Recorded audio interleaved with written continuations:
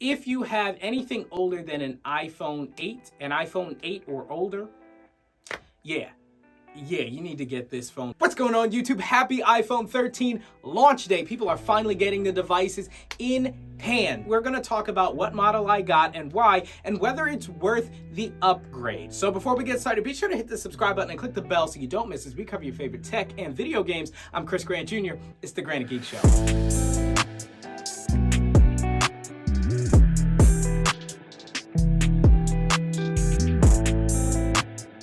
The big features are the new cameras, okay, and we're gonna talk about those, and ProMotion, which we've had on iPad since 2018, but it's finally made its way to the iPhone. Battery life, there are a whole bunch of different things, GPU improvements, tech specs, you've probably seen a lot of that, but I'm gonna talk about the actual experience of having the new phone and whether you'll feel like you got your money's worth. So basically, the iPhone has been a rounded device for most of the iterations that Apple has made, starting with the very first iPhone, and they went with these squared off corners with the iPhone 4 and 5 designs, but they went back to the rounded corners with the iPhone 6, and they had held on to that design basically until the iPhone 12. And so today we're going to talk about what that experience is like if you've had anything after the iPhone 5, basically starting with the iPhone 6 up until the iPhone 11. I'm going to talk about that experience. So personally, once again, I've had the 11 Pro Max 256 gig, and I upgraded to the 13 Pro Max in gold. This is the first time that I went with a gold phone. It just hit me a certain way. The light kind of shimmered in my eye, and I decided to pull the trigger on it. Plus, I really have not been liking the gray colors, and the blue is just, everybody's getting the blue. Everybody wants the blue. I actually had the opportunity to get the Sierra blue, and I decided to weigh some other options, and I decided to pull the trigger on gold. But enough about that. Let's talk about what the experience is when you get the phone. So the first thing you're going to notice is the screen size is bigger. So the iPhone XS Max kind of really got bigger from the iPhone 8 Plus because they, expanded that screen into that plus size. And from there, the iPhone 12 expanded that to the 6.7 inch screen, up from the 6.5 inch screen. And let me tell you, it is a noticeable difference. So I went from the iPhone 11 Pro Max, which is physically the same basically as the XS Max in terms of screen, but they have a bigger screen now from the 12 and on, plus a smaller notch on the 13 Pro Max and the 13 models. So you're getting less notch, which effectively gives you even more screen, and you are going to feel that. So if screen is something you care about, you're definitely going to notice a change there. Another thing you're going to notice with the screen, obviously, is ProMotion. Now, this will be to varying degrees. Some people don't notice ProMotion at all, but I noticed it right out the gate. And this is somebody who is used to ProMotion on my iPad Pro. I see it all the time, and I kind of got used to it. But seeing it on such a small OLED screen was fantastic. And I've really been enjoying it. Now, when you go into power saver mode, if you do that, it will ramp down to 60 frames, but it can actually go all the way down to 10 hertz refresh rate. So that'll really help save battery life. But that's another thing you're gonna notice right off the bat, okay? Is the size, the screen size, and the ProMotion. The next thing, and this is like the big flagship feature of the device, is absolutely the cameras. And man, let's start off aesthetically. They are thick. They are so much thicker. I'll show some 11 Pro footage, 11 Pro Max footage right now on the screen, and I'll compare that, as you're seeing right now, with the 13 Pro Max, and they're bigger in every way. Their circumference is larger. The thickness of the actual camera hump is larger, and don't forget that these phones in general are thicker, heavier phones. So they're making thicker, heavier camera modules in addition to the thicker, heavier phone. So this is a thick boy, but I didn't really notice it too much. I've always gone caseless with my phones, and I didn't really notice a big weight difference, which is weird. But hey, it wasn't a deal breaker for me. But that is something that you're going to notice, are the cameras are much bigger, almost as goofy lookingly big as the first triple lens camera that we got with, I think, the iPhone 11 series. So cameras aesthetically are big, but let's talk about the quality. So these things are letting in 47% more light, and let me tell you, the difference is noticeable. Okay, and camera technology has not been that great in smartphones compared to like mirrorless and DSLR type cameras.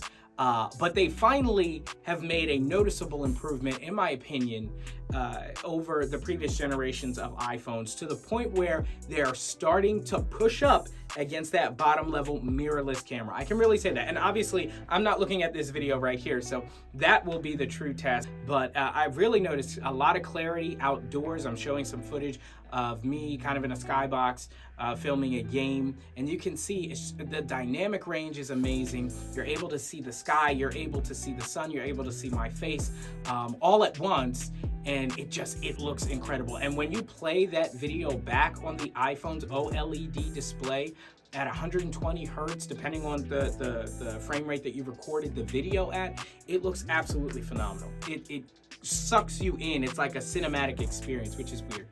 This video right now, by the way, is not shot in cinematic mode. I'll be doing a separate video testing this cinematic mode. And you know, I can really see why Apple was really proud of this camera and why they are pushing in their marketing so much, take this camera and go make incredible things. Apple has said, and that's kind of been their jargon for a long time now, is they really do believe the future of storytelling is with iPhone, and they're really leaning into that direction with some incredible cameras here. So is this phone worth the upgrade? So let's get into what phone you may have and why it may be worth the upgrade. Form factor is tomato. That's going to be up to you. If you care about physical appearance and aesthetics, then this is a drastically and dramatically different looking phone than you would have from the 11, which was what I had, the 11 Pro Max, through the 6. So just rounded corners, kind of big design, kind of feels the same in the hand.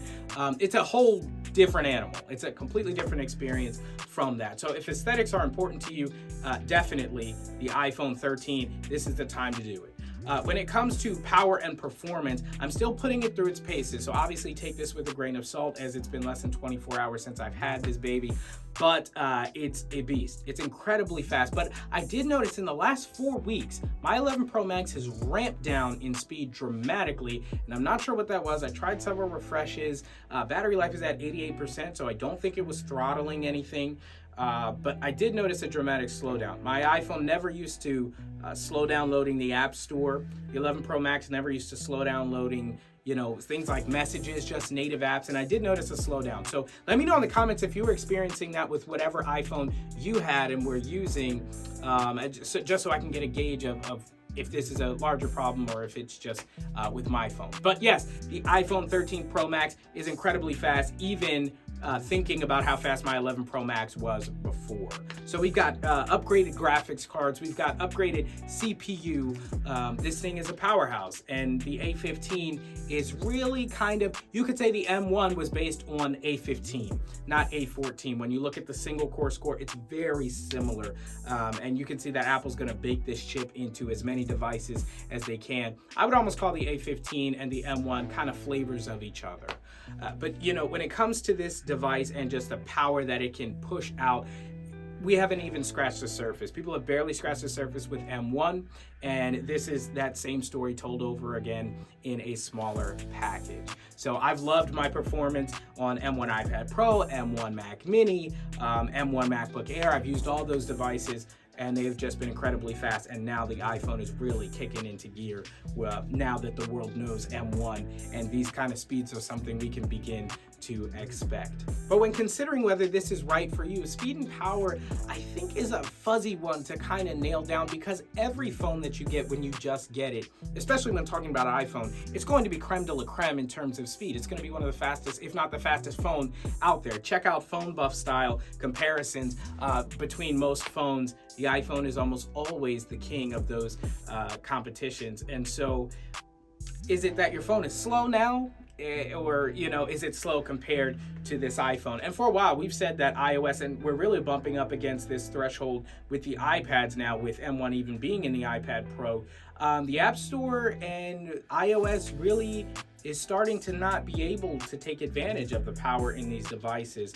But all this power is well used in the cameras, and so at least it's going to some sort of use. Now, I've done minimal testing with the speakers, but the speakers do sound louder, noticeably. I wouldn't say significantly, but noticeably louder, a little bit clearer, definitely clearer. The bass is good. The mids are good. The highs, depending on what video you're watching, they can get a little bit to where that's kind of, irritable sound in the high end. But overall, I think the speakers are a solid improvement. Apple has always done a pretty decent job with their phone speakers. The screen, if you're coming from anything after the iPhone XS Max, it's basically the same screen. The iPhone 10 through the iPhone 13 really are all OLED displays. They are absolutely gorgeous, beautifully calibrated.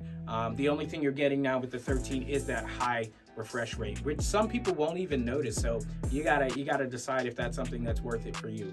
But another thing that you gotta consider when you're getting this phone over some other phones is going to be 5G. Do you have a phone plan that can take advantage of something like that? I've noticed in my own experience, it's stupid fast. I mean, it's stupid fast. It doesn't even make sense. It's at the point where I wouldn't need it any faster. Like, websites are loading within half a second of me even pressing the go button. Sometimes they seem like they were loaded before I pressed the button. I have to dig into the specs to see if that's something they're doing, like preloading sites that you may be frequent. If you can get an unlimited data plan, definitely do that, because this thing just so really, I think that if you have anything older than an iPhone 8 or older, yeah, you need to get this phone. So there, it's perfectly clear. I'm not going to say, well, it's really up to you. If you got an iPhone 8 or anything older, get this phone. You're not going to be disappointed. It's really better in every way from any phone that came out, iPhone 8 or prior. Once you get into the 10, if you're not noticing significant speed differences, I would say pick your poison.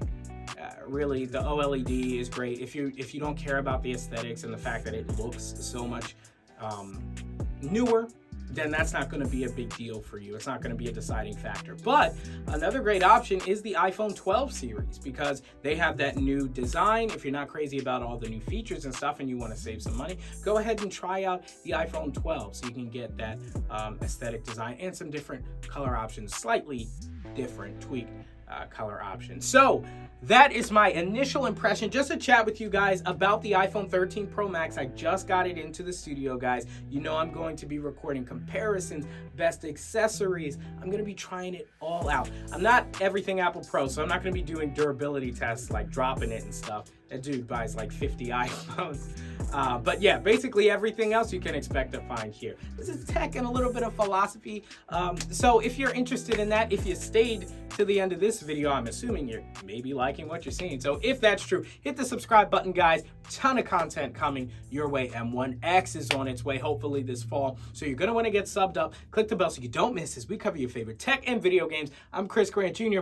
It's the Grant and Geek Show.